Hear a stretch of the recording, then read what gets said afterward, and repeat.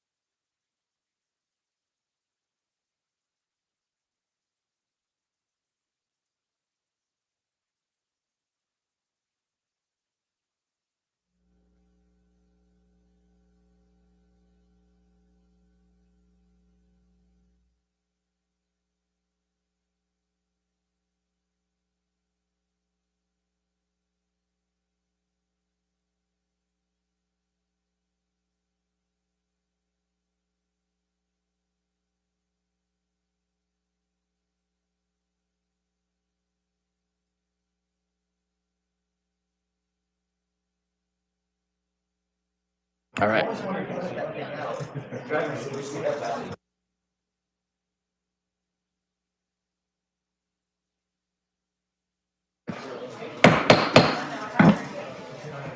Good evening and welcome to the Dana Point City Council meeting for April 20th, 2021. We are now reconvened to open session and we will begin with the Pledge of Allegiance led by Councilmember Mike Frost. Thank you, Mr. Mayor. Everyone, please stand up, face the flag. Right hand over your heart, repeat after me. I pledge allegiance to the flag of the United States of America and to the republic for which it stands, one nation, under God, indivisible, with liberty and justice for all.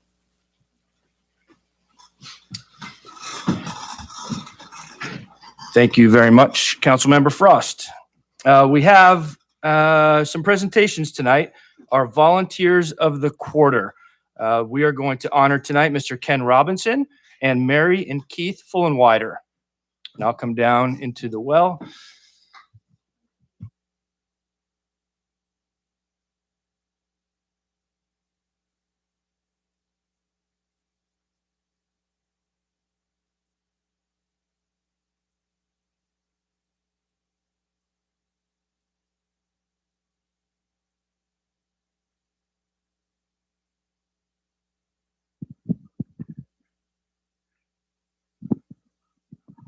All right, good evening, everyone.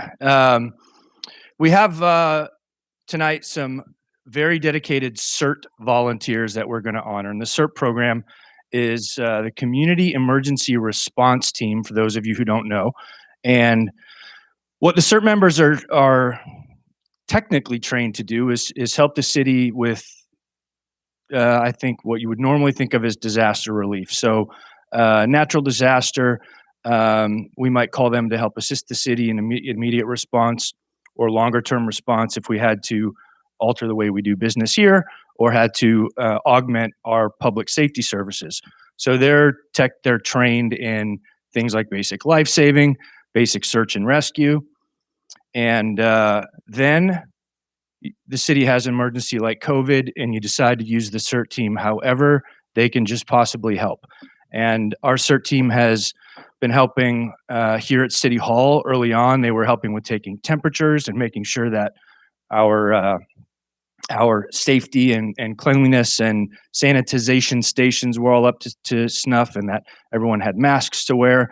And they spent a huge number of hours at the community center where a huge effort has been going on over the last year to help feed our homebound seniors and other residents and community members who were affected by COVID and could use food as a way to help them through. So in particular tonight, Mr. Ken Robinson and Keith and Mary Fullenwider are here. The Fullenwiders aren't here in person. They're watching on YouTube. So Keith and Mary, hi, how are you? We want to thank you for your over and above dedication to the program. These three volunteers, in addition to all the other stuff they did, delivered over 400 bags of groceries on a basically weekly basis over the last year to homebound seniors and made a huge difference to those who could not get out to the grocery store and really not only help them with the basics of groceries, but were their social interaction for the last year. So to all three of you for your above and beyond dedication to our community and to the CERT program and to the city and their seniors, thank you so much. Ken, if you would come up. And to Keith and Mary, who are out there watching. This certificate of recognition for you, Ken Robinson, and for watching, Keith and Mary Fullenwider, for your being the volunteers of the quarter, April 2021. The City of Dana Point takes great pleasure in honoring you in recognition of your voluntary service to the community and extends our congratulations on being named Dana Point Volunteer of the Quarter by Mayor Jamie Federico on behalf of the Dana Point City Council and the City of Dana Point. Your role in the CERT program, which is a nationally recognized, positive, and realistic approach to emergency and disaster situations, where the actions of trained citizens make a difference is highly appreciated. Furthermore, we thank you for graciously being of service to the volunteer to deliver weekly meals to the city's homebound seniors, which accounted for over 400 meals this past year, dated this 20th day of April. Here you go.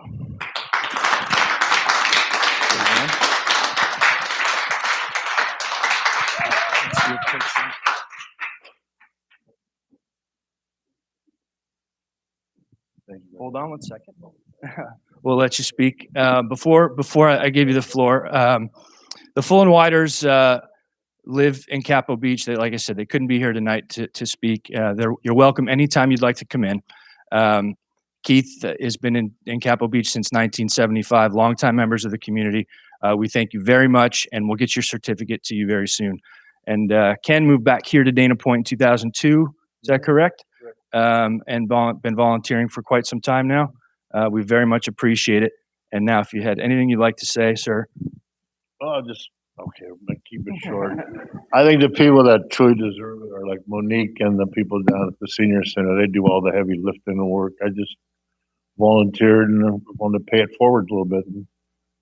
But I'm honored. Thank you very much. Well, thank you. If your family would like to come up, we can do it. I know you have family with you.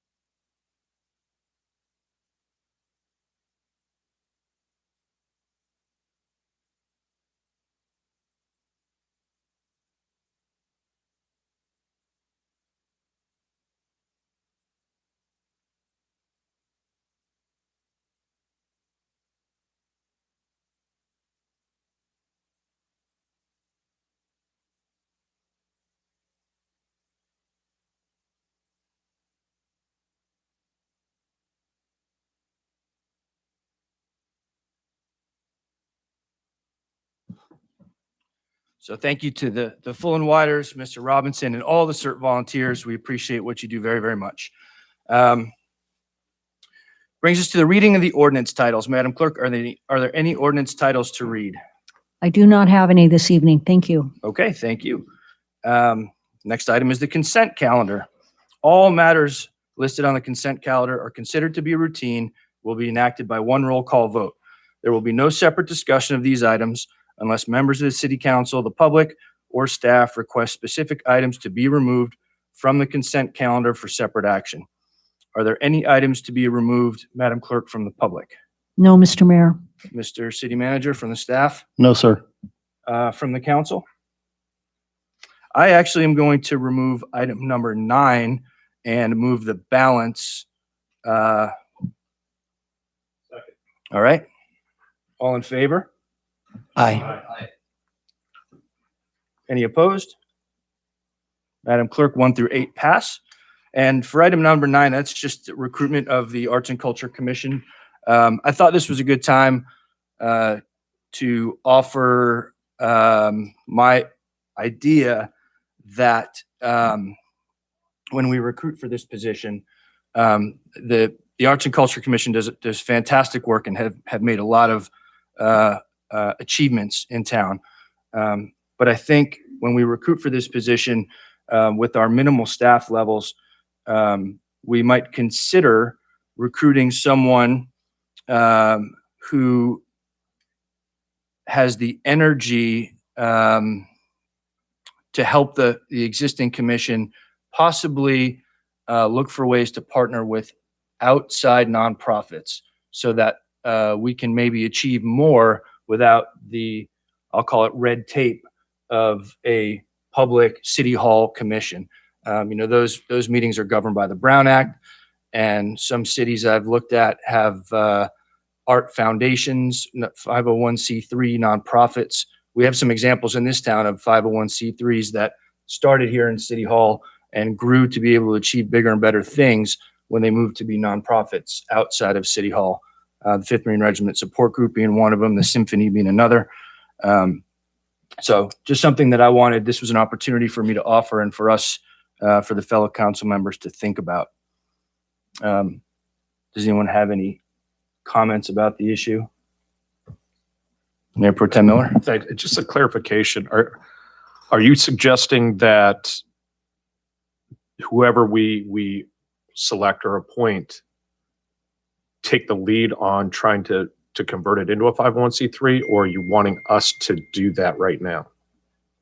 I'm not asking for us to do it right now. I will be looking for someone certainly who might have that vision in their head.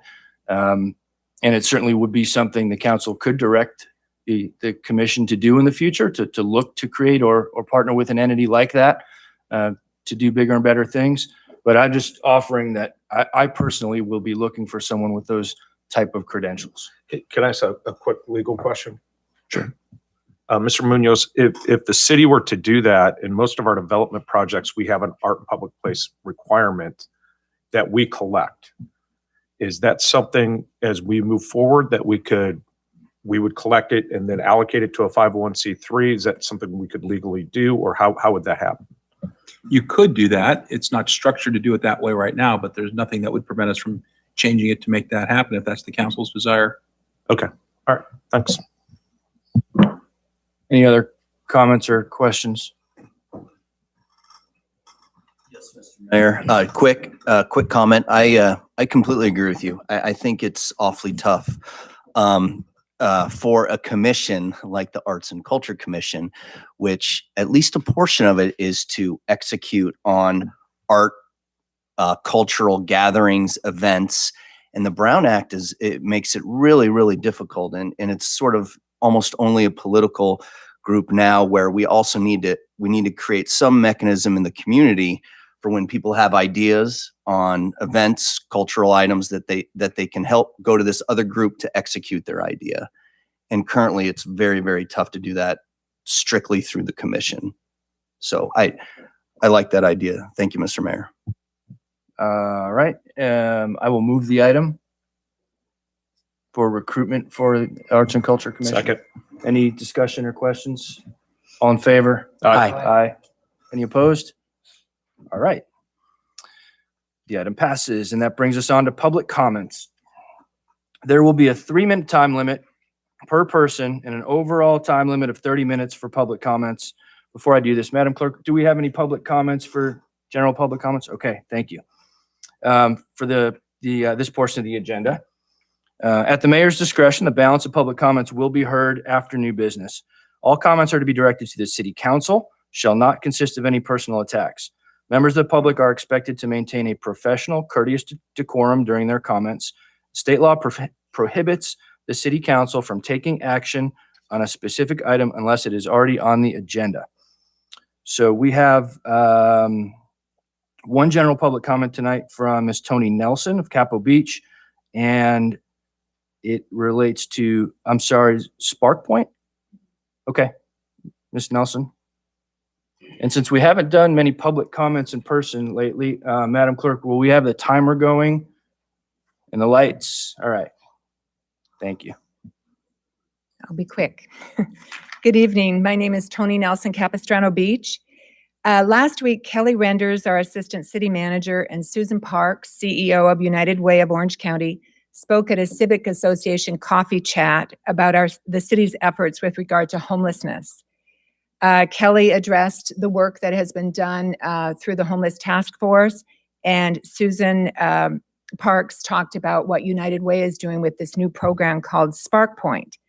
Unfortunately, less than 30 people attended the chat, and although a few of us opened the link and listened later, it's probably safe to say that most of Dana Point has no idea about the tremendous work that's been done in this area. So first, I want to commend the city for a job well done on the homelessness issue. I think most people in Dana Point have noticed that nuisances related to homelessness issues are very rare these days. No one talks about it. This is thanks to a small team comprising Ms. Renders, Matt Sinakori, our city engineer, our homeless liaison officer through police services, and our homeless outreach workers. Every homeless individual who enters our town is immediately contacted and put in touch with agencies that help them navigate social services, and in many cases help them reunite with family members or support systems or find temporary or permanent housing, which is the real goal. Each person is assigned to a caseworker and helped to the extent that they will accept their help. Complementing these efforts to combat homelessness, Susan Parks talked about an exciting new financial literacy program designed to prevent homelessness before it even happens. The Spark Point program is designed to work with families who have kids enrolled in our elementary schools, RH Dana in the Lantern District and Palisades in Capitol Beach. The families are enrolled in a comprehensive program where people work with them and teach them and help them to learn budgeting and financial management, and then at the same time connect them with other services that help them.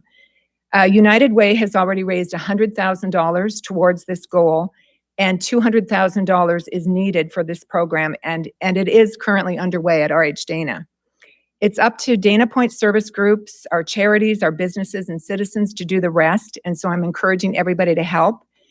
There is an opportunity for early donors of $1,000 or more to be recognized as Spark Point founding members, and I'm kind of hoping the city will be a founding member. The Dana Point Women's Group recently pledged to support this program and will be holding a fundraiser on June 23rd at the Dana Point Yacht Club to raise funds for this philanthropy. I urge everyone in Dana Point to help our neighbors avoid homelessness and consider donating to Spark Point. I also ask the City Council to consider making a donation to this very worthy cause. Thank you so much. Thank you, Ms. Nelson. No other public comments, Madam Clerk, is that right? No, Mr. Mayor. All right, normally that would bring us to unfinished business, item 10. But we have a lot of speakers here tonight, and I suspect they are here to speak on item number 14. So what we're going to do is I'm going to take item number 14, which is OCTA Metrolink's Sarah Siding Extension Project, next in the agenda. When that item is complete, we'll move on with the rest of the agenda in order.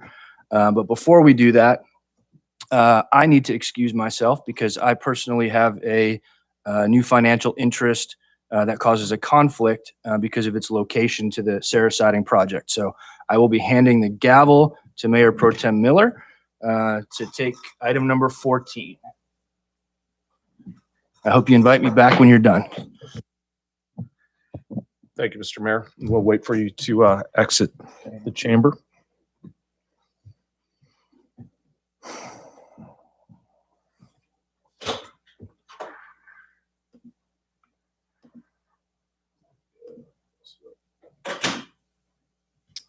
Thank you. I appreciate everyone being here tonight.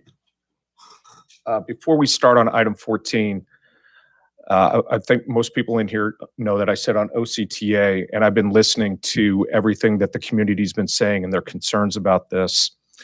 And so as of this morning, city staff and I met with OCTA, and through other conversations I've had, we have come to an agreement that OCTA is going to extend the NOP.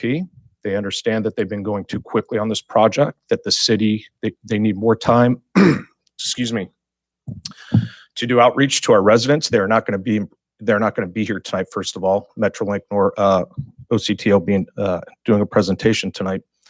And so we have got them to extend the NOP to the end of July. I'm going to make a recommendation tonight that we continue this item until our second meeting in July, where OCTA and Metrolink can be here. And so we can have a discussion about what the community concerns are that gives them time to come out and do more public outreach and make sure that the citizens get their questions answered. I went back and watched the original 1-hour forum that they held online, and a lot of the information that on public comments that were submitted tonight was addressed there, but not in great detail. And so I'm going to make the motion that we continue this item to the July 16th meeting, where OCTA and Metrolink can be in attendance, and we can have a more comprehensive discussion on whether this is a good thing for this community or not.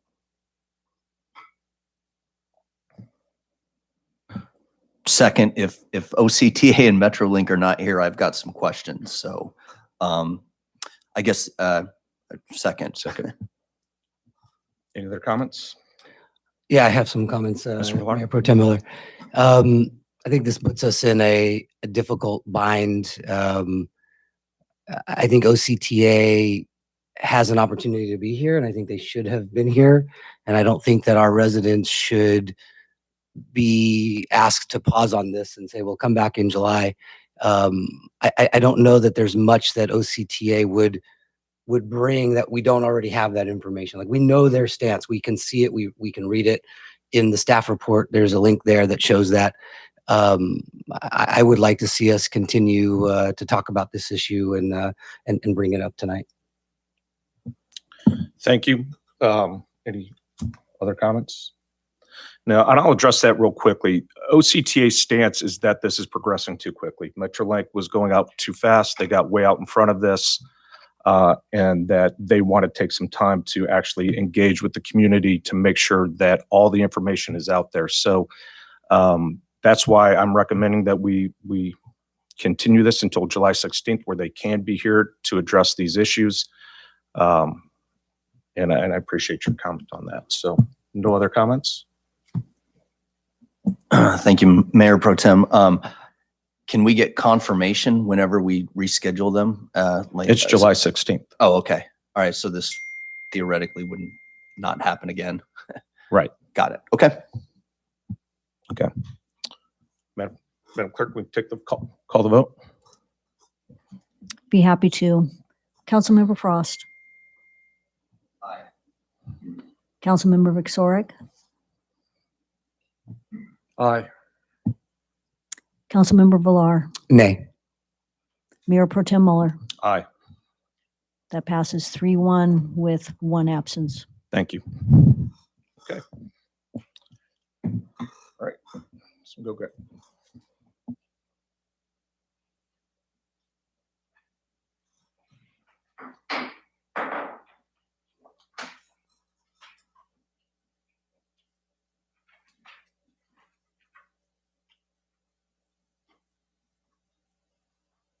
Somebody gonna get the mayor?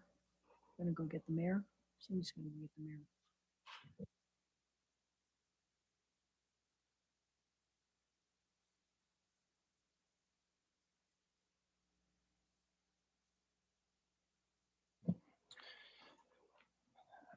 Thank you, Mr. Mayor Pro Tem. I'll admit that was faster than I thought it would be. So item number 10. What's that? Item number 10, do we have a staff report, strategic plan for the project, economic and market profile study?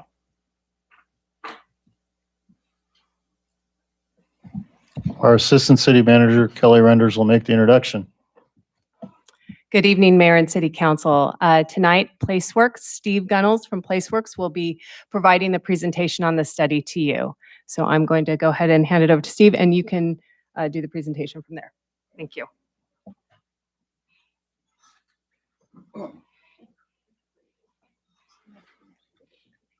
So that's forward.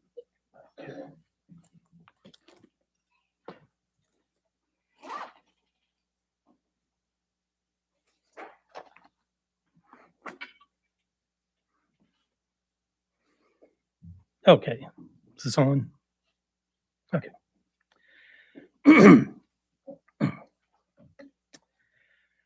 The economic market profile is a comprehensive report. And tonight I'm going to take about 10 minutes to just provide some highlights of the report. And we'll have some time for Q&A at the end of the presentation. It's important to note that this presentation and the report provide an economic perspective. Issues with land use and development and public policy in general consider many factors in economics as but one of these. And so before we get to the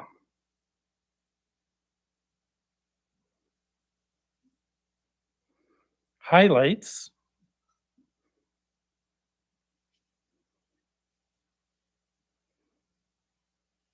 there we go. Just a reminder of what the purpose of the report was. First, Dana Point adopted its original general plan in 1991. And the economic and market profile is intended to provide a foundation for a future update to the general plan. Second, the economic and market profile will help guide the city's investment of time and resources in economic development. Third, and this underlies all of the other goals, and that is to provide a foundation for discussing trade-offs among various types of development. The city is essentially built out. There are some vacant lots and parcels, but for the most part, there are only limited areas that can accommodate reuse, intensification, or redevelopment to support economic growth. And finally, the city's currently in the midst of its state-mandated housing element update, and you're going to be talking a lot about that later. And so the work we've done on the economic and market profile has helped support the work done for the housing element. So let's start with some of the demographic highlights. The number of people living in Dana Point has declined. This is similar to the situation in Laguna Beach, but contrasts with San Clemente and San Juan Capistrano. However, these two cities had room to grow outward, while Dana Point and Laguna Beach essentially ran out of room to grow. We also see that Dana Point is an older city relative to its neighbor county as a whole. And in part, this is because the number of children has declined. In 2010, 1 out of every 4 households had kids. Today, that is down to 1 in 5. Now let's take a look at some of the notable characteristics of the local economy. Local serving sectors of the economy, and this includes things like grocery stores, salons, auto repair, and the like, and tourism, these two together are the foundation of the local economy. These sectors account for 60% of the local economy, twice as much as countywide. We also see that small businesses are very important in the local economy, and this reflects the fact that Dana Point is more of a bedroom community than a regional jobs center. And finally, most residents commute out of Dana Point to work. 92% in some of the other coastal cities, it's more like the mid to high 80s. In addition, most jobs in the city employ people who live elsewhere. And in part, this is a result of a mismatch in skills and education. 41% of the jobs in Dana Point employ people without a high school diploma or only a high school diploma with no college. In contrast, more than half the residents of the city have a college degree. Looking forward, the report projects the potential for job growth. And this slide shows the economic sectors with the highest potential for job growth over the next 20 years. The projections reflect current employment levels, regional potential, and also the limited capacity for new development.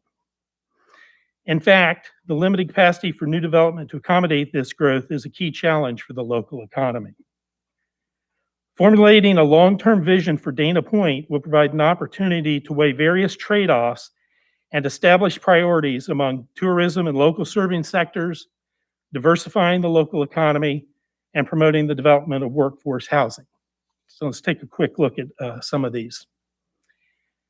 The retail market demand analysis finds that there is a substantial amount of spending by households that leaks to other jurisdictions, which may not come as much of a surprise. The leaked spending could support expansion of existing businesses and new businesses, more so than there is likely development capacity for. The ability to capture leaked retail spending is constrained by the location of competitive facilities, but perhaps the biggest constraint is the shift in spending from in-store purchases to online.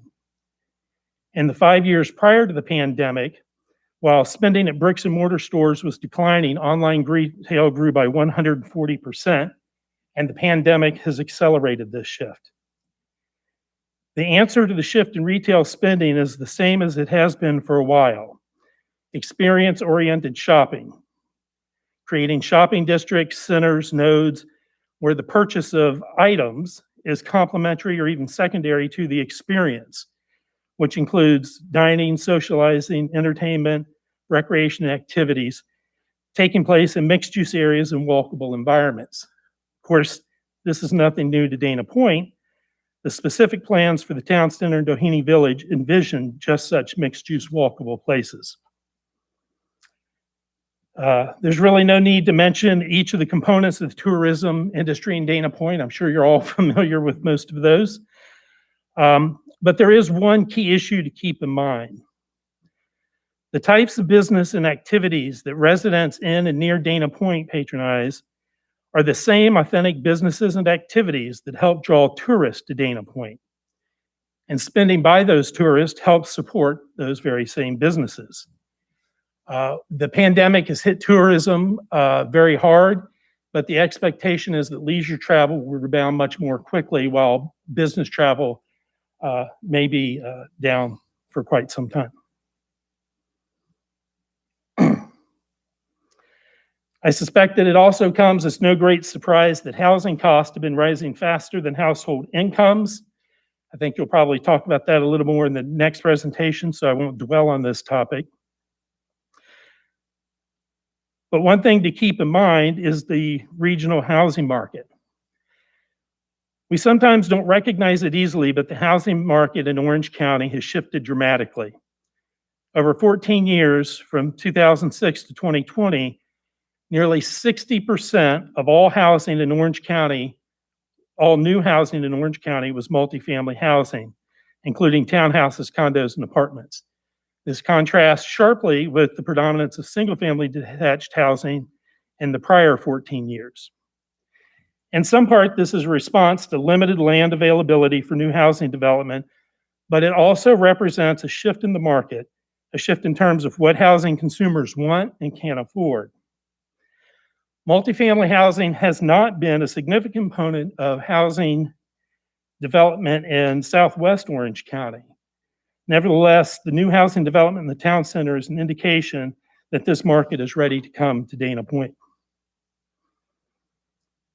As part of the economic and market profile, we conducted financial feasibility analyses of several different types of development in several different locations in the city. We used real sites, real in the sense of actual parcels in Dana Point, but none of these represent actual development proposals. They are all hypothetical and meant to illustrate the opportunities and challenges facing developers. The analysis found that standalone retail and office development is generally not financially feasible. The lack of feasibility has implications for the type of retail building space that the city can expect. In addition, the lack of feasibility for new office development may hinder the city's ability to promote growth in non-local serving sectors and diversify the local economy. We found multifamily development to generally be financially feasible in all the areas we looked at. However, such developments start to become less feasible when we introduce affordable housing units into the mix. Our analysis found that mixed-use development with residential flats over ground floor retail uses tends to be financially feasible because the residential component subsidizes the retail component.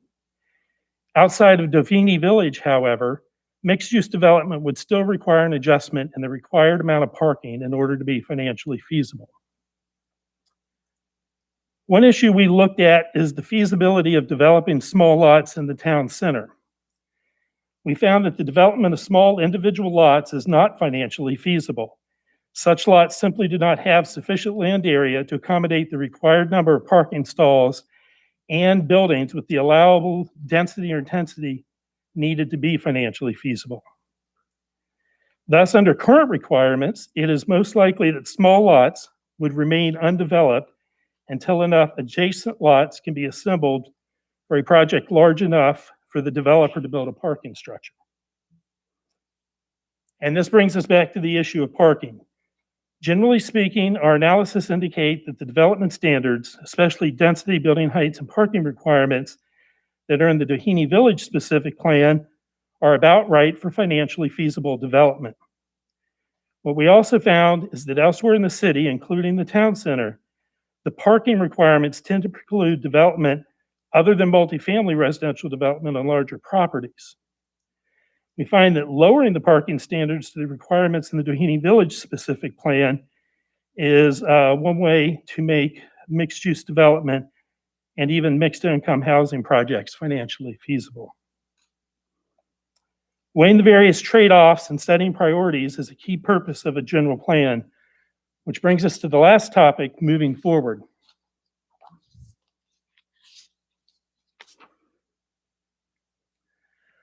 One of the most valuable parts of the general plan process is establishing a vision for the future Dana Point. This requires asking ourselves who will be living here in 2040 or 2045. What types of housing will they need, want, and be able to afford?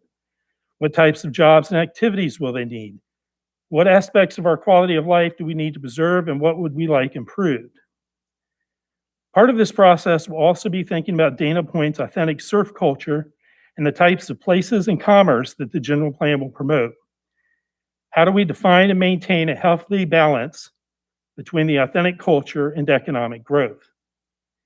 And it is important to remember through the general plan process that places and businesses that serve and benefit residents are the types of places and businesses that support the tourism sector.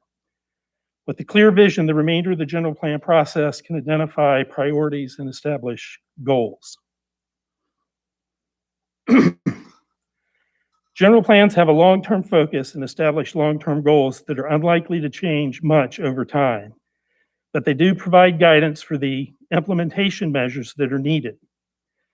Once the city has updated the general plan and established a vision and long-term goals, one of the follow-up implementation measures should be to evaluate the current development standards, including parking requirements, and determine if they support or hinder the types of development consistent with the vision and long-term goals.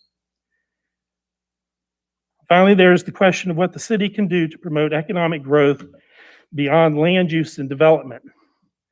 With the desire to maintain authenticity and the prevalence of smaller businesses, the city's economic development efforts should predominantly focus on assisting business startups and helping existing businesses to operate more profitably in order to grow and expand. And with that, I'm available to answer questions.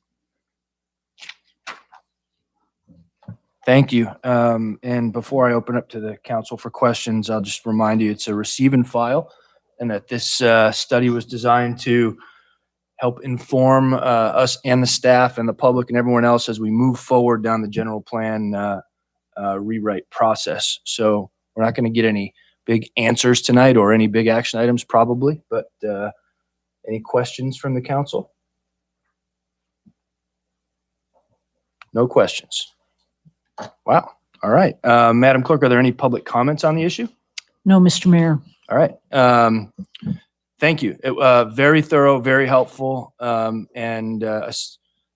please take the fact that you have no questions for anything other than everyone up here, I'm certain, read it well ahead, and it's very, very helpful. Thank you. All right. That brings us to item number 11, the annual housing element progress report. Ms. Wisniewski. Good morning, good evening, Mayor and council members. There are two housing topics on your agenda tonight. I just want to explain to you the difference between the two. The first, item number 11, which is before you now, is the annual progress report on housing, and that is looking at how we've done to date on our existing housing element. The second item on the agenda for item 12 is looking forward for our new housing element. So I just want to kind of clarify the difference between the two. So with that, I'm going to turn over to Belinda Dinas. She's going to provide you with an overview of the annual progress report. Thank you, Brenda. Good evening, Mayor Federica, members of the City Council. My name is Belinda Dinas, Principal Planner, and I'm pleased to present to you the annual Housing Element Progress Report. Commonly referred to as the APR, and it is approved in compliance with state regulations for the City of Dana Point's housing unit production reporting. In December 2013, the City of Dana Point adopted the 2014-2021 housing element, which is one of the 7 required elements of the city's general plan. The city's current housing element was reviewed and approved by the California Department of Housing and Community Development, also referred as HCD. Each jurisdiction is required to update their housing element every 5 or 8 year cycle. The city is currently in its year 8 of 8-year cycle, which ends on June 30th of this year. The city's adopted housing element provides policies and programs geared toward achieving the city's 5th cycle goals of the Regional Housing Needs Assessment, or RHNA. The city's 5th cycle RHNA allocation was determined by the Southern California Association of Governments and is shown in the green chart. Housing units are categorized based on income categories in the first column, the city's RHNA allocation, units constructed last year in 2020, the city's housing units constructed to date since 2014, and the shortfall for each of the income categories. During the cycle, the city has made progress on moderate income units with for sale units at South Cove, and lower income units with the construction of accessory dwelling units. 88% of the total housing units constructed in this cycle have been above moderate income. The purpose of the APR is to report on the city's housing unit production within the calendar year. In 2020, there were a total of 44 new housing units constructed.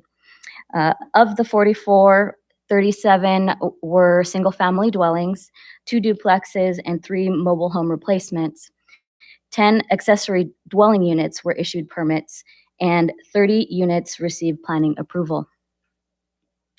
City staff and the city's consultant PlaceWorks have been working in preparation of the upcoming 6th cycle RHNA and the 2029 housing element update, which will be effective June 30th, 2021 to October 15th, 2029.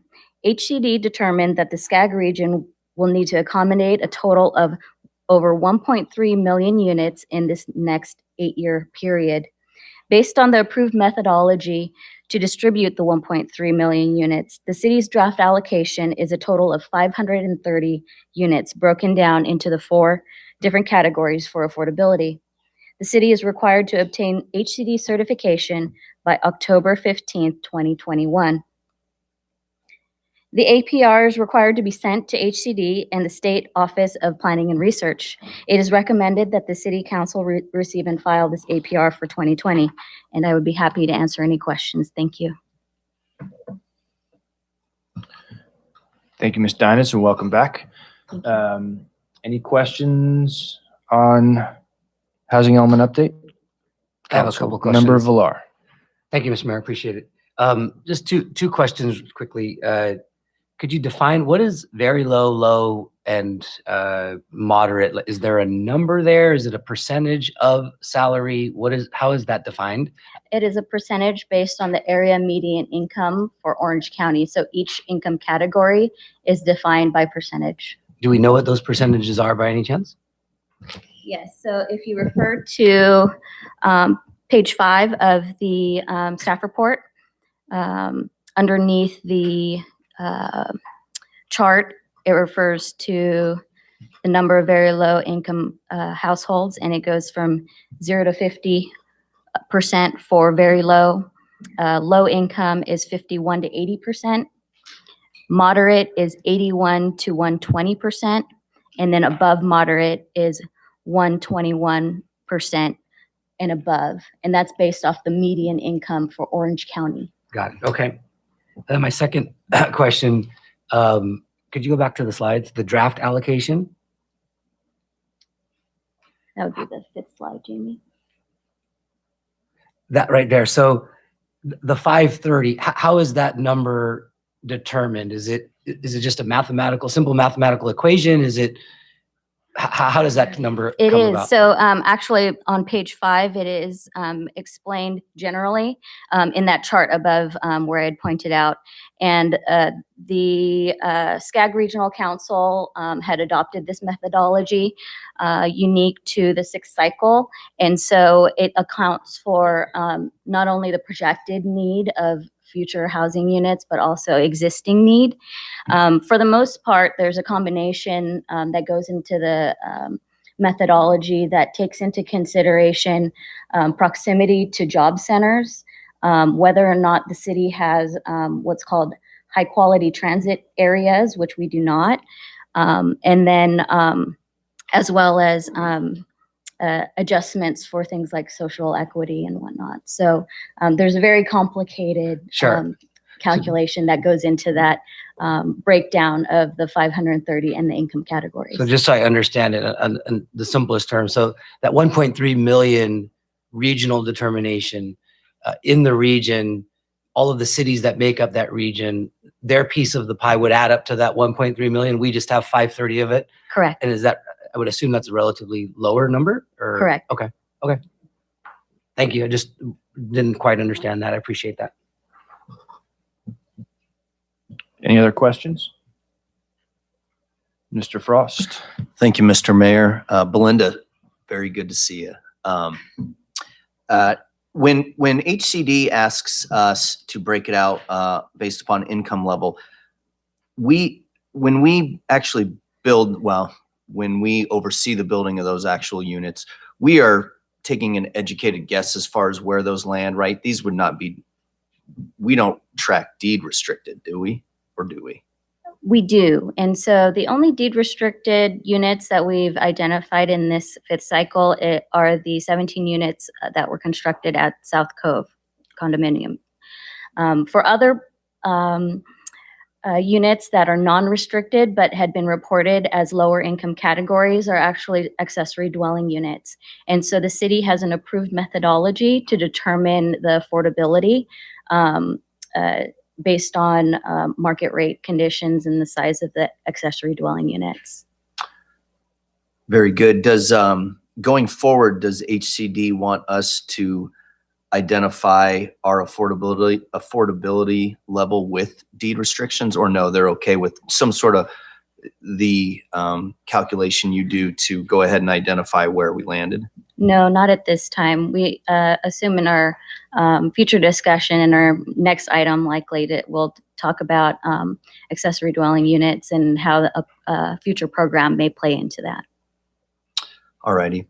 And then when we go to approve our, I guess it'd be 2021 through 2029, our plan, assuming we might have to rezone something in order to get our plan to work, clearly that rezoning would be brought back up to us, right? Prior, we wouldn't simply rezone something to check the box. Correct. And Okay. at this time, we don't anticipate rezoning for the sixth cycle. Really, very good. Yeah, our next presentation will provide greater detail on that. So as of today, we Oh. don't anticipate that. Got it. Okay, this is, you're right. This is last year's or last cycle's. Okay, thank you. Any other questions? Madam Clerk, were there any public comments on that item? We did receive a letter from the Kennedy Commission. If you'd like, I can read it to the council. I did give it to you in your, All the council received it. We've all had a chance to read it. We'll put it into the record. I don't think it needs to be read. okay, thank you. Thank you. This is a receive and file, so no other action needs to be taken. Thank you for that one. And I suspect you two ladies will be staying here for item number 12, which is the 2021 to 2029 housing element, public safety element update. Looking forward. Go ahead. Yes, correct. This is going forward and how we want to address our housing needs. We've actually brought in PlaceWorks once again. Colin Drucker is going to provide a presentation on that. Thank you. So yeah, I felt like my questions were getting answered before I even came up here. This is great. Yeah, I'm going to talk about going forward. I guess I'm having the same fun Steve is. There we go. Okay, so the housing element, just as a refresher, and in case people don't, sleep at night reading about housing elements, this is looking forward long term. It's an 8-year cycle. It's unlike the general plan where you can update it kind of for however long you want. Every 8 years, jurisdictions have to update them, and it's the only element that has to be certified by the state. For the safety element, it does actually have to be reviewed by CAL FIRE, but for the housing element, that one actually has to get certified. So that time frame 21 to 29 and the deadline in the statutes is October 2021. However, you have within 120 days to finish that adoption in order to avoid having to update it every 4 years. So what the housing element looks at is existing and future housing needs, whether or not there's any regulatory constraints that are prohibiting housing from getting built in a more efficient manner, looking at how effective the city's past programs were, and then going forward, whether or not there's any changes due to state laws or effectiveness of programs for their goals, policies, and programs. And then finally, the kind of most popular or often misunderstood aspect of the housing element is that land inventory to accommodate that RENA allocation. So everyone knows Dana Point's a very desirable place to live. As Steve mentioned, housing prices are going up faster than wages, and Dana Point's going up faster than other places in the region. This is also true for rental, where almost 60% of renters in Dana Point spend more than 30% of their income on rent. For some, that's because they want to live here. For others, it's because they're really struggling and they're earning low incomes and having to spend and overpay for housing. Dana Point has a small household size compared to the rest of the county, and that's in large part because, again, as was mentioned before, people are aging in place. They like it here, they're staying here, and households are getting smaller because of it. There is that homeless population that has been addressed pretty effectively by the city. Right now, that point in time count, along with the city's continued outreach, it looks like there's anywhere between 30 and 50. Of course, the number can go up and down depending on where you are. Also looking at kind of where you might assess this with school children, and again, that public speaker mentioned the program and the effectiveness and what's going on. So the future housing needs. So this is, to answer the question even more pointedly, this is a very small number compared to most jurisdictions. Where most jurisdictions, people are throwing their hands up thinking about lawsuits. And for Dana Point, I think it's very fortunate the way the metrics worked out, the way the formulas were calculated. It does kind of make sense for Dana Point, but it's one of the few jurisdictions where you can say, yes, this makes sense. So just to kind of highlight a little bit about what does affordable housing look like, what does it cost? This is kind of a table that shows you for those lower income, which is very low and low, they're earning about $82,000 or less as a couple or two unrelated individuals, and they can afford about $1,300 to $2,000 and in rent and upwards of $365,000 in housing prices, which the last time that occurred in Dana Point, the market doesn't provide for lower income housing. It's true for a lot of products, and housing is more extreme than others. If you're, let's say, farther along in your career, you have a family, whatnot, you have multiple earners in your households, then your affordability levels are increased, and you can earn upwards of $100,000 a year. It's hard thinking of somebody earning $100,000 a year or a household as being lower income, but given the prices and the cost of living in Southern California, that's kind of the case. So they're obviously able to stretch more, and they're probably able to spend more than 30% of their income on housing, but it still can be a struggle given the housing prices in Dana Point. So really, kind of who are we talking about? All of those incomes we're talking about, those are teachers, graduates, hospital nurses, people associated with the tourist industry. There's lots of people that earn lower incomes and serve as a vital role to kind of the system or the economy. So now we'll get into how we're planning on accommodating this need. So you can look at existing or proposed projects, which we're taking account of. And you can look at that vacant or unutilized land, and the state has a threshold in the law that says if you zone it for 30 units an acre, you can kind of say that you've done your job to facilitate affordable housing from a zoning perspective. So it's a density threshold. And then there's ADUs, accessory dwelling units. That can be a good source and has been somewhat of a source for affordable housing in Dana Point. And the important thing to remember is, unlike previous periods, unlike any of the previous periods, it's not just first past the post. Once you get adopted in previous periods, then as long as you approved housing at the densities you said you would, then you were good. Now you have to maintain this capacity for all of those income categories throughout the entirety of the planning period. So that means you have to constantly maintain the capacity to accommodate those lower income households. And if something comes in and builds on a property that you said was going to be potentially able to afford to accommodate affordable housing, you have to go find new land. So that's something kind of for future years to be considering. And that's why we tried to look at the land inventory and give you a little bit of headroom so that you weren't immediately in 2023 looking to rezone land. So the first housing site, and again, just kind of preface this as I talk about the first site, this is about the potential capacity. The city has no obligation to require affordable housing on this. The property owner has no obligation to sell to affordable housing developers. The city has the obligation to zone it in a manner that could facilitate an affordable housing developer coming in, buying the land, and building affordable housing. So making sure the zoning's in place, making sure other regulations are friendly to affordable housing. So when we talk about how do we accommodate the arena, we're really talking about how does the city set the table and set up the regulations so that somebody could come in and do it. So when we look at the town center site and we say, okay, 5.5 acre, the Ralph site, we can know that with declining retail and then talking with the property owner, looking at the leasing history and trend going on in the future, this could be a good candidate. It's got the right zoning. It could easily go 40 units an acre, so that would hit above that threshold. And just to be conservative, we're assuming that we're only going to count about 50% of that capacity as potentially being affordable. Again, this is not saying this is going to be a mixed income project. This is not saying it's going to be 50% affordable, but it has that capacity.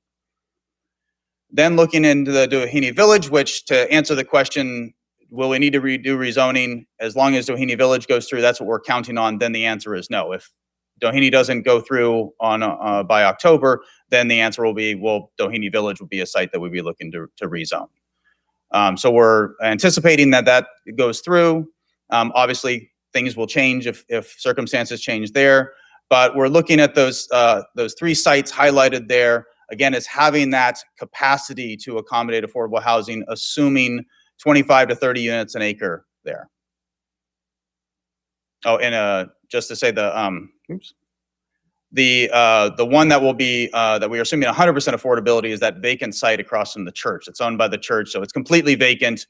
We like to assume a higher ability to accommodate because you don't have to spend money tearing things down. Then we have the pending Victoria Boulevard apartments there, and that already has a well-defined mix of lower and moderate income, so we get to count those. And then there's the surplus site that has been in the housing element a couple of times, and it's owned by the Water District, and it's zone CF, and due to that public ownership and the fact that it's surplus, it still could. Somebody could come in and purchase it from the Water District, and it's well positioned to be affordable housing. And we're assuming 25 units an acre there. So then accessory dwelling units, for those who aren't familiar with them, those are an increasingly popular way for people who are, let's say, trying to find housing for their adult children, or trying to find a way for their aging parents to continue having somewhat of an independent living, but still have some support. This is a way that you can add on to an existing property, either through attached or detached unit, and they can still have that individual access point in independent living. So what we've talked to with the ADU builders and looked at the history in cities like Dana Point and around is that generally these are affordable in terms of rent without any subsidy. They're either often rented rent-free to family members or whatnot, or they're rented at much lower levels because you only had to buy the land once. Now you don't have to buy the land, and that's a huge component of the cost of housing. So now you just have to pay for the structure, and they're often very small too, which helps keep the price down. So we're just being conservative relative to what other jurisdictions, you're going to hear the numbers coming out from other jurisdictions. We're just projecting about 10 per year are permitted or built, and that a large portion of those could be affordable to lower income households. So this is kind of a snapshot of the city's potential strategy to accommodate the RHNA. And we're providing you with some surplus of about 115 lower income units. And that's in part because we're looking at this from a theoretical capacity standpoint, and we don't want, if one of those pieces of land gets developed, you immediately have to go rezone more land. So we're trying to give you a little bit of headroom there, identify a little bit more sites than you might need, but chances are Dana Point's going to be an attractive place to do development, and 3, 4, or 5 years from now, you may have to look at rezoning, but right now we want to set you down the right path. So overall, those sites provide enough so that the city can satisfy it. It's in line with the state regulations for density thresholds, and it should be good to go. The changes were right now we've been looking at housing needs, looking at the land inventory, and we're currently working on looking at the city's constraints section and looking at what types of changes might have to happen for the housing programs. And by and large, most of the housing programs are good and in place. We might have to make tweaks here and there, but the only two larger changes are, there was one that's not a huge change, but it is significant in its application. So supportive housing, whether that be transitional housing, permanent or part-time, anywhere that you allow multifamily or mixed uses, those have to be permitted by right. So that was a change in state law. And then fair housing, this AB 686 analysis you might hear, this is essentially trying to connect the land inventory with where you put new housing with understanding existing patterns of segregation or diversity. And it's trying to promote fair housing in a much stronger manner. This is a huge effort. We're working with the state to help define it. Almost no jurisdiction really knows what they're doing here. Some of your neighbors to the south in San Diego County just went through this, but already HCD is saying, yeah, we're not going to accept that analysis anymore. We want more intense analysis. So we're doing that right now. So you'll hear more about that in coming meetings. We have done a good amount of outreach to the key stakeholders who are really kind of behind some of the programs and services, whether it be about fair housing, affordable housing, market rate housing. And we've really heard from them that they appreciate what the city is doing. They would, of course, like for the affordable housing developers and the service providers, they'd like more. And for the market rate housing, they would like to have, of course, promotion of relaxation on development standards and any additional support they can have from the city. So we did do a study session in March. We popped up an online survey. We've gotten about 35 people to take the survey so far, which in housing element terms is actually not a bad turnout. The city met with the youth board and got input from them and actually got their take on the survey. And then we're planning in about a month to go out and do a public workshop in a virtual setting so that more people can attend and learn about the housing element and get their take on it. And then we're planning on coming back to the Planning Commission and City Council in May and June to present a more finalized set of information and then to get your okay to move the document on to the state for their review. Just to tell you a little bit about what we're hearing on the survey, basically those are the fair bits of what people are supporting in here. So they want to have more housing for lower and moderate incomes and an emphasis on fair housing. They also recognize, even though the city's done a good job, the continued need for assisting the homeless and looking at abused children. So this is kind of what we're hearing from the survey. It's not too much of a surprise, but there is a wide variety of uses and services that could have been done in here, and this is what floated to the top. So that was the housing element. And I'm going to talk real briefly about the safety element because we are updating that concurrently, and that's required in state law. And the safety element's another required element. It tries to bake in a lot of the other plans and programs that the city's already doing to protect the city from threats. Some of the technical updates we're doing is just a very minor update. Deal with flooding. You've already done a vulnerability assessment on sea level rise. We're just going to be looking at the programs and policies to assess flooding in a more stringent manner. And then wildfire, although there's obviously not a huge wildfire risk in Dana Point, there's just some additional tweaks we need to make to the assessment. There is this vulnerability assessment that goes beyond the sea level rise that is required by state law, and it just looks at all of the populations and facilities and what their risks are due to potential changes due to disasters or changes in weather patterns. So in 2020, we spent much of that dealing with the pandemic, looking at the state for additional guidance on all of these new laws, and then spending the time to review it. And then we got into it in early 2021, doing the outreach. We're preparing the draft of the elements. Again, we're coming back in May and June to give you more details. And then we plan on doing submittal in the summertime, getting the state agencies to review, and then coming back in fall for adoption. So Belinda and Jeff are your key city points of contact. And with that, I'll turn it back to the city and be available for any questions. Thank you very much. Council, again, receive and file, but this is one, since we are moving forward, Any direction to the staff or questions? Mr. Vic-Sork. Thank you, Mr. Mayor. I'll ask a question. You're looking at the allocation that we need to meet for our, the numbers, the RENA numbers, the very low, the low income, moderate, above moderate. Maybe you can just clarify for me again how we go about calculating those. And I understand, I mean, I'm looking at the medium income for the county, and how do you determine whether something is zoned and how much it's worth? Is it how much the person, is it the market rate, how much someone pays who's living there? And just to make this one question, and then you could answer. So for example, ADUs, if you mentioned in the presentation, if someone builds an ADU and say, lets their son live there for free, is that very low? Or if you look at the person who owns the house who built the ADU, does that question make sense? If so, hopefully I'll turn it over to you. Yeah, so I'll start with the ADU example.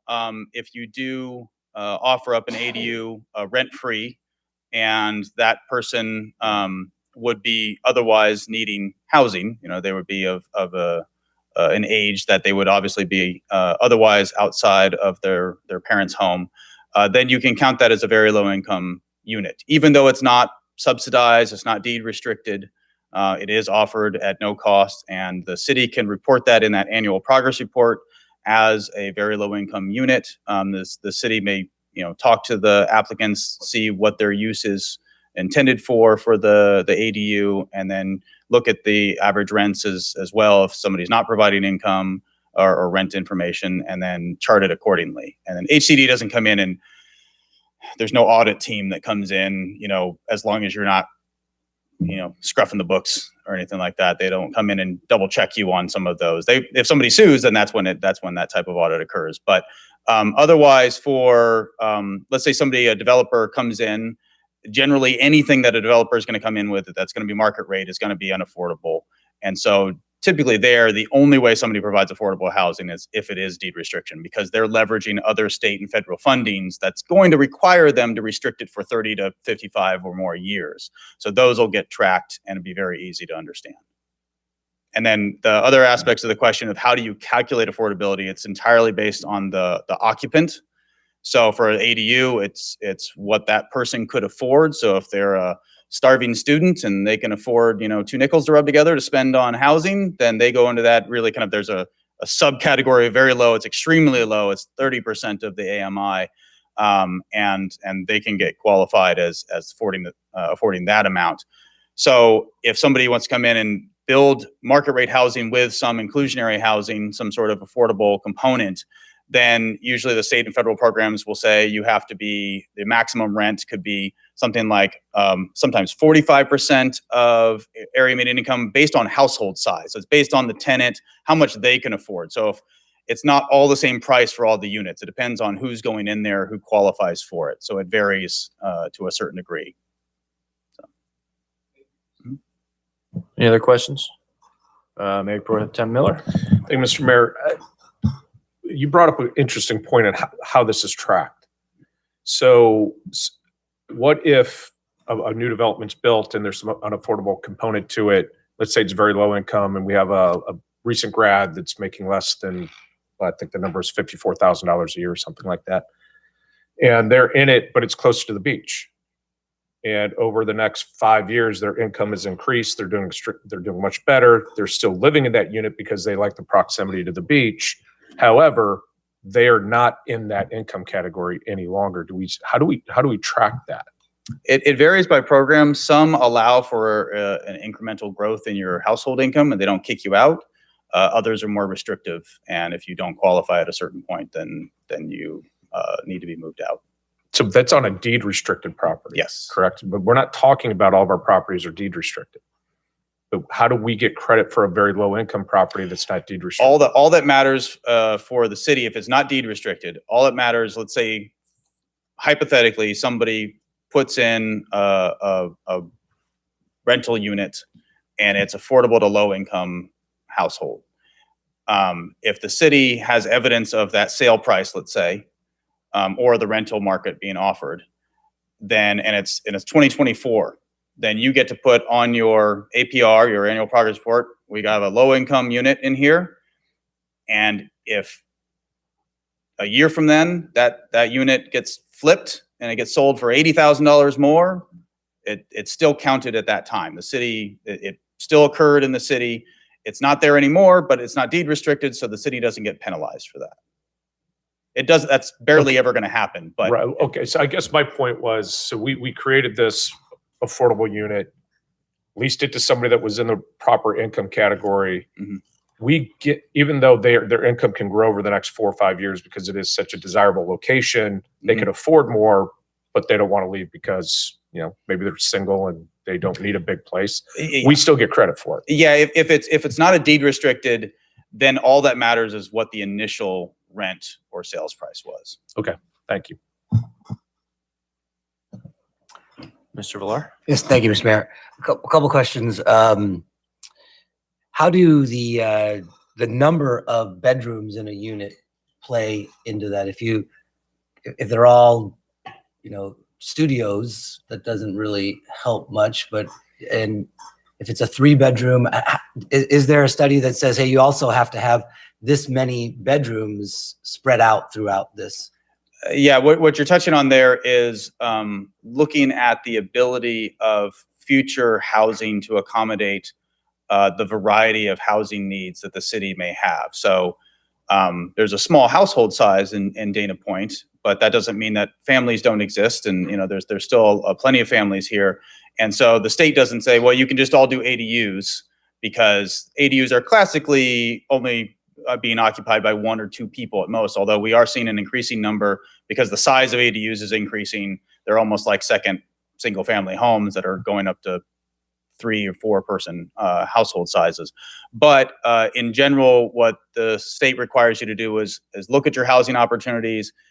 In terms of vacant and underutilized land, it's all, the future is all available. You could do, as long as you're not saying it's only senior housing, then, or it's only multifamily studios, then it's as long as your zoning allows for multiple bedrooms, that's good for the state. Where the state starts to get concerned is if you start to, let's say you're a jurisdiction with a university nearby and you start to try and count all student housing as the primary way you're going to saturate that lower income need. And they'll say, well, no, you can't count 50% based on student housing. In fact, there's even more complications with student housing, but even like studios would be a better example. You can't get all credit for just studios. So they do pay attention to that. My other question is, can you talk a little bit more about the process of getting approved? So we're making some assumptions that, a certain property, 20 units per acre or 60 units per acre. Could the state come back and say, oh, you guys really overestimated that? That's more like 15 units per acre. How does that work as we move forward and try to get this approved? So you have some protection in state law there in terms of density. So there are these default density thresholds, they're called.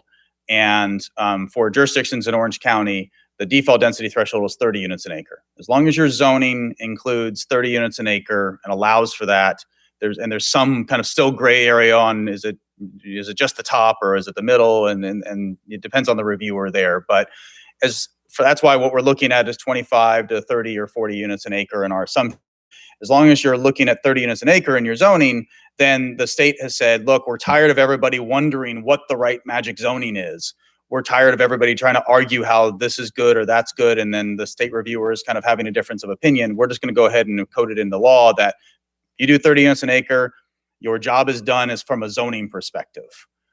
So going to the state, and we've been talking to the state during kind of office hours to run these sites by them to get an initial take, so we're not all surprised at the end of what their opinion is.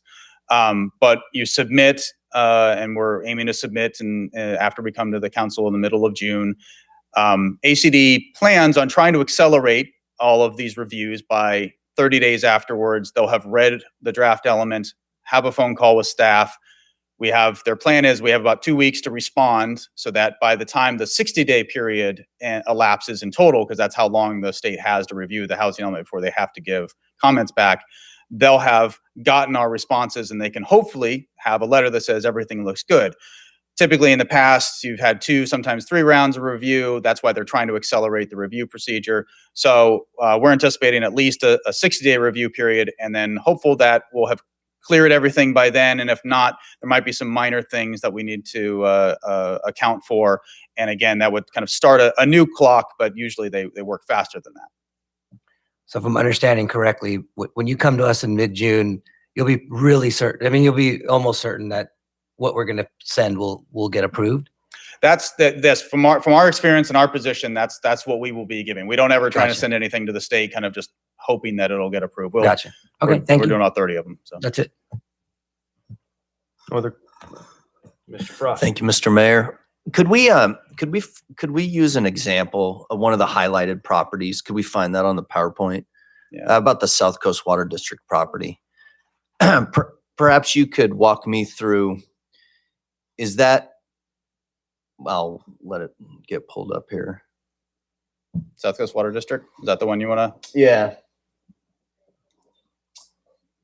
Or are you talking about the Victoria? Well, Victoria, That's as well spoken, as Doheny Village, those seem okay to me for potential rezone since we're talking about it. Everyone's aware of it. But are we saying, and I can't see it up on the screen here, are we saying that that is currently zone CF, but we're saying we could potentially put 25 acres and we'll put that on a report, send it to HCD, but we won't actually rezone it there? It's currently zoned CF, and CF zone currently allows affordable housing. Gotcha. Okay, perhaps. Okay. And then, all right. Could we also go to the Ralphs in Lantern Village? Yes. Okay, and that is currently zoned 40 units an acre? It's much higher. It's town center mixed use. So we've seen projects up to 70, 75 units an acre there. Got it. Okay. So we have no sites that we're putting in this report that aren't either in the process of being rezoned or it's their current zoning. That's correct. Great. Thank you. And that was my major concern. I have one question for you. So we'll use the Ralph's Center since it's up there. Just to sort of clarify for us, so we're aware of this going forward. If someone were, and I realize it couldn't happen on this specific parcel because of the town center specific plan, but if someone were to build, say, an office building on this parcel with no residential, we would lose out on some very rough math. You said something like 6 acres, 50% at 50 unit, whatever it is, 40 units an acre, about 100 affordable housing units that we would then need to, not maybe immediately, but we would immediately become out of compliance with our housing element plan. And we would need to then go zone something somewhere to find parcels that could be built and accommodate those 100 lost units. Is that a true statement? You have the right steps, but it only gets triggered once the surplus number goes negative. Okay, but So- because we've got a surplus, Mhm. then if our surplus number goes negative, then it would be triggered. So if we did that enough times or on a big enough, Yeah. So actually, in this case, we would, because we would lose 100 Well, units. yeah. So there's So- there's some sites where if development happens, you're gonna I'd have to find some other sites. We did not. There's nothing that we're holding back. There are some areas where we go, well, maybe if the city has to, that's a good idea, but staff knows about them. I just want to make sure that we're thinking about that. It's something that I think that is sometimes easily overlooked. Okay, thank you. Madam Clerk, were there any public comments on this issue? I didn't No, think Mr. there Mayor. were. Okay, just to clarify that for the record. And the Kennedy Commission letter, I know Colin mentioned that they spoke with Kennedy Commission in the brief. It very much applies to this issue as well. Like I said, we've all got it and read it. I want to just thank PlaceWorks for all 3 of the items they talked about tonight. They all very much work together and will continue to inform the rest of our general plan update stuff. So thank you for being great partners. I certainly think by the level of questions up here, we all feel very confident that we're moving in the right direction and going to have a great vision looking forward. So thank you. Thank you. All right. That brings us to new business. Item number 13 tonight, our only item of new business after moving the agenda around, is an award of contract to R.E. Schultz Construction for the construction of the Shipwreck Park renovation project. Do we have a staff report? Mr. Sinacori. Yeah, really quick, and Matt will give you the details, but this project has been on the city's plate for over a decade, kept getting deferred with the Great Recession and other commitments. So I'm really excited about finally bringing what I consider our worst kept facility in town up to date. So Matt, go ahead. We'll rename this the About Time Award of a Contract. Yes. All right. Mr. Sinacori. I'll just start with, it's not my fault.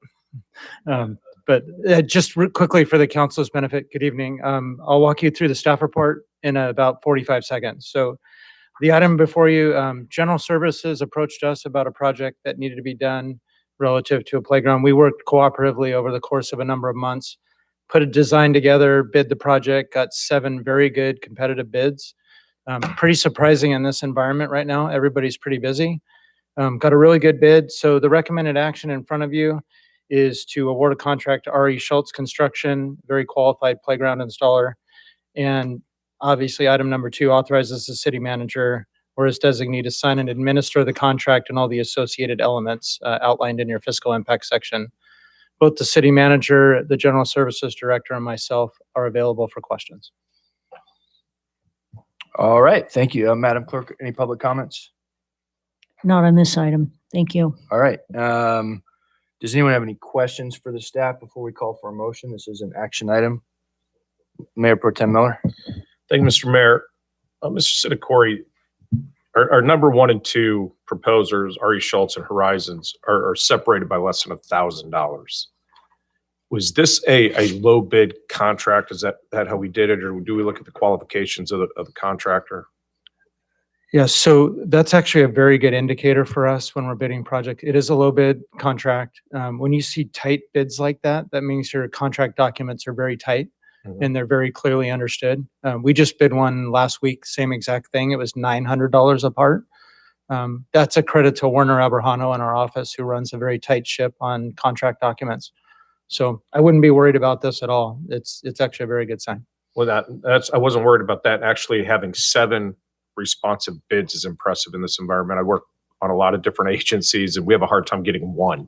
Absolutely. And so I like seeing this. My question was more of the qualifications of the different contractors. When you're within $1,000, is that something we can take a look at their qualifications, their references, the work they've done, and take that into consideration? Or are we required by law to take lowest qualified bidder? Unless the low bidder is non-responsive in some way, doesn't meet the contract obligations, then you have to take the low bid. And at this point, based on our bid review, R.E. Schultz has met all the requirements. They seem very qualified. We've talked to a number of their references, and nothing but positive things to say about that contractor. Okay. I'll ask Mr. Munoz. For me, the question is really, are we required by law to take lowest qualified bid, lowest responsive bid? Yes, lowest qualified bid. And so the only way, if you wanted to look more closely at it, to not do that would be if you determine that that the lower bid was not qualified, then you give it to the next higher bid. Right. Okay. That's what I was getting at, Mr. Sinacori. I appreciate that, Mr. Munoz. That is impressive that you can get a bid within $1,000. I mean, that's pretty unheard of. So thank you for the work on this. And I'll move it if you'd like, Mr. Fantastic. I'll second it. Any discussion? No? Let's call for a vote. Madam Clerk, you want to call for the vote? Sure, Mr. Mayor. Councilmember Frost. Aye. Councilmember Vixoric. Aye. Councilmember Villar. Mayor Pro Tem. Aye. Mayor Pro Tem Miller. Aye. Mr. Mayor. Aye. Well done. Yep. Not even National Pirate Day. Staff, thank you. I know this is a long time coming and a highly visible park that really could use the help, and impressive that we can do this in light of all the economic stuff that's been going on. And just, again, congratulations to the staff and thank you for all the hard work on that. That item passes unanimously and brings us to council reports. Mr. Oh, Mayor. yes. I am remiss because we did have 2 regular public comments in the very large amount of item 14 public comments that I forgot to read. Would it be okay if I read them Okay, now? yeah, so those are general public comments? That is Sure, correct. yeah, go ahead, please. All right. The first one is from Michelle Schumacher. She states, I ask for your support in reducing a significant tax on all residents that oftentimes goes unnoticed. Are you aware that the Transportation Corridor Agency has taxed homeowners, Orange County homeowners, to the tune of $754 million since it was established in 1987? This tax comes in the form of development fees that are assessed on new residential and commercial properties built or remodeled in Orange County. The TCA formed in 1987 with the explicit purpose of constructing the toll roads. At the time that the TCA was established, bonds were issued to pay for construction of these toll roads. The promise made by TCA at the time was that the debt taken on by the TCA for the construction of these new toll roads would be paid off through a combination of development fees and tolls collected. 100% of the debt was to be paid off, and the toll roads were supposed to become freeways after 30 years. The TCA has horribly mismanaged and squandered these silent taxes paid by your constituents. Not only are the toll roads not freeways, but the TCA still owes over $4.7 billion for the construction. This is dereliction of duty and travesty for Orange County taxpayers. By the time bonds are repaid, it will cost $11 billion. The debt is going in the wrong direction. The TCA's new vision plan demonstrates serious mission creep and is trying to become a regional bank. It is time for the CTA to solely focus on paying down the bonds instead of driving up housing and the cost of business with these empty tolls. Please make them pay down the bonds and get traffic moving. OCTA and Caltrans can do what is needed, and there's no need for this redundant, wasteful agency. Taxpayers deserve better. The TCA spends hundreds of millions of dollars regularly on contracts outside our state. If they want Orange County taxpayers to be able to afford the ever-increasing tolls, they need to be more mindful and keep the money in California. Stop the hemorrhage to the taxpayers with these economically discriminating toll roads. Thank you. The second public comment is from Denise Culber. I'm writing to you as Orange County desperately needs your assistance to right an ongoing wrong. There is massive and ongoing fraud. In short, the public was promised that the tolls on the 73 would cover that facility's debt service, and over 30 years by now, what started as a toll road would become a freeway, i.e. a public road with no tolls. This promise has been broken. The insult to this injury is that presently there is no discernible earnest effort to do anything to rectify the situation. Indeed, the 73's debt, which started below $900 million, now stands above $2.4 billion. Meanwhile, special interests enrich themselves. Bondholders enjoy a sweet deal, even as the traveling public continues to get stifled. The upshot, given the rising tolls, is that traffic on the other public roads is more congested than it should be, notably traffic on the 405 and Coast Highway. Each day, tens of thousands of vehicles, for example, drive twice through Laguna Beach merely to avoid the tolls. There is a documented history of how the Toll Road Agency and its enabling partner of agencies, Caltrans, OCTA, and County Board of Supervisors, has abused the public's trust. Additional forensic audits may be in the offing. However, what will it matter? I ask that question as none of this information has begun to provide meaningful remedy, and any new insights will similarly fail to provide a remedy. The loan remedy is for the original public promise to be filled, for the toll road to become a freeway. I am writing with this hope you will consider helping to advance the righteous remedy. Honestly, it's hard to imagine, absent the involvement of someone like you, our elected official, how the debt still climbing can ever be retired. By way of background, she included a link relevant to the Orange County Grand Jury Report of 2019 and 20. Please look into removing the city for the TCA joint power agreement so they can finally commit to paying down the bonds. The numbers above are just for the 73 toll road and do not include the massive debt burden on the Foothill Ranch. Thank you. That's the end. Thank you. Thank you, Madam Clerk. Now we're ready for council comments. Mr. Frost. Thank you, Mr. Mayor. Madam Clerk, I've turned in my meeting list. But I do have one meeting to report, and it's really a thank you to a couple different groups. I think most of you know, in District 4, we've been working on improving some aspects of the Strands parking lot with kids there late, creating some nuisances. And to that matter, we've been working with 3 homeowner groups there: Chelsea Point, Miguel Beach Terrace, and Strands. And this informal group has had a chance to meet with city staff multiple times, Dana Point Police Services, as well as OC Parks. Mayor Pro Tem, I've mentioned that to you.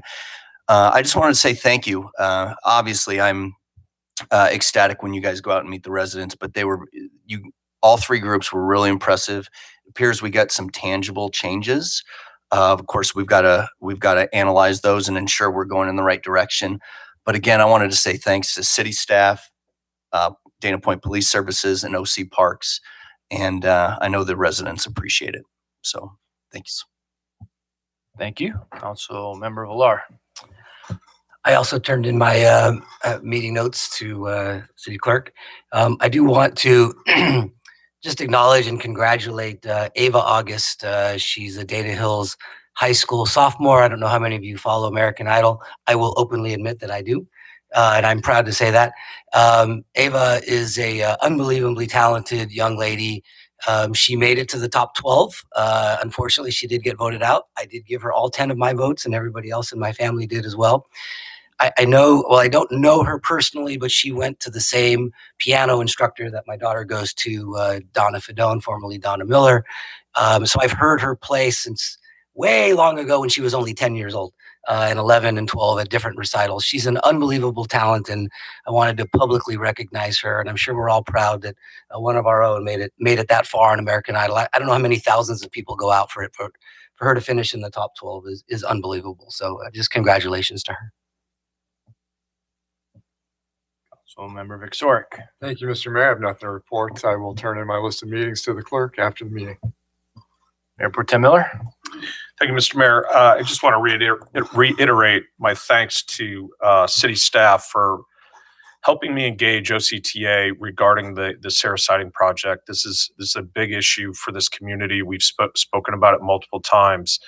And without their help, it would have been very difficult for me to relay the concern to inside this community and help them understand why it's important to slow this down, to make sure everybody has a chance to ask their questions, get them answered, and determine, is this a good project for our community or not? So I want to thank city staff. I want to thank OCTA staff as well for all the hard work. And with that, I have turned in my list of meetings, and I turned them in from last meeting that I missed. So thank you. Thanks, Mayor Pro Tem Miller. I have turned in my list of meetings. I'd just like to report on one. Last week, had a quarterly animal shelter board meeting, and I just want to give all the residents an update on the animal shelter. I know many of you probably never been there, but it is over in San Clemente. We share animal control and sheltering services with the city of San Clemente at CASA, the Coastal Animal Services Authority. And the shelter over there, while it was closed to the public throughout the COVID pandemic, it continued to stay open to adopt out animals by appointment only. Many of the volunteers from the Pet Project Foundation took animals into their homes to foster them and did adoption visits by Zoom. And I think more animals were adopted out last year than the calendar year before. So COVID not only didn't put a negative impact on, but actually we saw the shelter capitalized on people being home and the extra free time they had to adopt out many more animals than they normally would. And a lot of those animals come from higher kill shelters in other parts of Orange County that might not be as well funded as our shelter is. And that funding comes in large part from the Pet Project Foundation, a nonprofit which partners with the shelter, many of whose volunteers are from the city of Dana Point. They sponsor and hold fundraising events here in Dana Point. Anyway, a shout out to the shelter, and the takeaway is the shelter is back open to the public now, looking ahead past COVID. So if you want to go over there and either see the animals or adopt an animal, they're back open to the public. So all I have to report. Mr. Killebrew, how about from the city? I have nothing to report, sir. All right. Mr. City Attorney. I have nothing this evening. Fantastic. That brings us to everyone's favorite part of the meeting, adjournment. The next regular meeting of the City Council will be May 4th, 2021 at 5 p.m. in the City Council chamber located here, 33282 Golden Lantern, Suite 210, Dana Point, California. Have a great night.